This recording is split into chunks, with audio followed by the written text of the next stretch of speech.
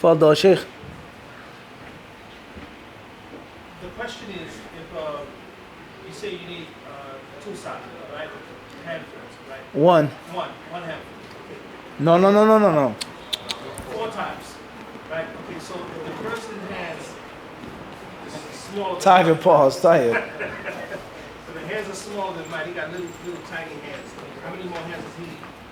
Questions with regards to abnormal hands. Someone whose hands are not average. The people of knowledge, they say mil yadaini mu'tadilatain. Normal size, average size, whatever that's supposed to be. That's relative.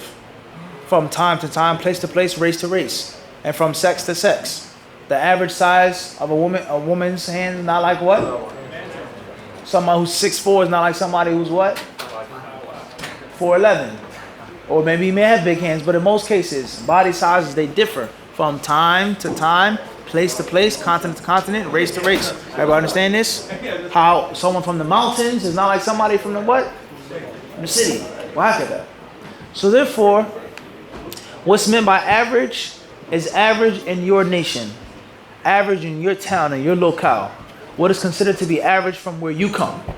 You may be a place in which you consider my hands to be average. And in another town, another city, another race, my hands are big. Or another, to someone else, my hands may be what? Tiny. Everybody understand this? So it's going to depend on the locale. It's going to depend on the what? The locale. The average size in the location in which you reside. As far as if someone's hands literally are small from where they're from. Everybody understand this? Everybody with me? The hands are considered what? Very small. Then look at the size of the hand. How small or how far does the hand fall from average? Half, a third, a fourth, really, really small, and then you convert it. If the hands are considered to be, you put two hands equals one of my hands, then obviously you're going to have what? Maybe 8 scoops or 6 scoops, depending on, once again, on the conversion. On the what? On the conversion. Wallahu alam. Sheikh Khan. Why is it dates are considered non-food item in terms of giving the zakat, and raisin is? Then the terminology for both is the fruit. Question says, why aren't dates considered to be a staple food of the country or the town or the city, and they're classified as something else when raisins are the same? I.e. a fruit. First and foremost, we said that's the view of some of the people of knowledge, and not all of them.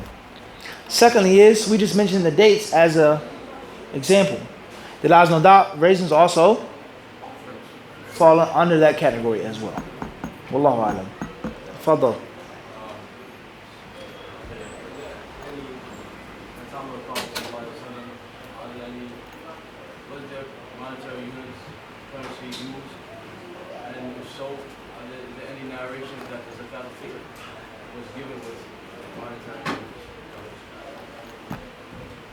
Question says, were there any monetary units used in the time of the Prophet ﷺ? Are there any narrations that state that?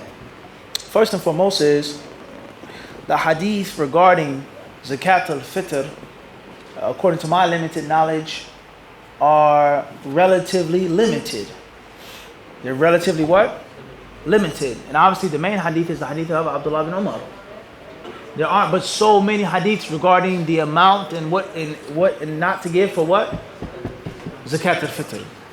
So if that's the case, and if the hadith are relatively what? Mahsura, then the understanding of those hadith, the implementation of those hadith is also going to be what? It's going to be limited from the beginning. And the next step is going to be what, Abu Bakr? It started off as a limited concept. It's going to end up as a what? It's going to become expanded. Because it's only a little bit of what? Information. So a lot of qiyas, usul, qawaid, urf, custom, these things are going to have to be what? Used because the information is so limited. Let's make an example of this. Salah.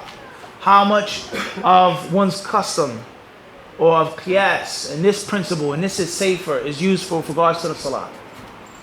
Not much. Why not, Saleh? Because it's what? Kathir, jiddan. There's so much text on the what? On the salah. Zakat al-fitr, that's not the what? That's not the, it's a very important principle here. It's a very important what? Very important principle. Everybody understand this? So with that being said, I don't know of any narrations in which the Messenger of Allah alayhi salatu wasalam, and the companions took money, quote unquote, monetary units and used it as zakat al-fitr. And this is one of the proofs of those ulama who say that it is unlawful and that it is invalid to give money for zakat al-fitr. Now the other ulama, they say, first and foremost, when the Messenger of Allah ﷺ told them to give foodstuff, it does not mean that it was restricted to foodstuffs. And those ulama who say that you can't give money, they themselves are the same people who say that you can make more than 12 rak'at at night. Even though the Messenger of Allah ﷺ never what? Never did it. What's the proof that you can make 20 or 40 or 30 or 60? They say what? That it's not what? It's not restricted. Everybody understand this? They say that's what the Prophet ﷺ did. And there's no hadith in which he says, don't do what? Don't do more than this. Whether you agree with that or not. Now, the same rule applies to the zakat al-fitr, to those other ulama. Just because Ibn Umar radiallahu anhu said that we were commanded to give the zakat al-fitr, a saw like this, a saw like that, it does not necessitate that it's what?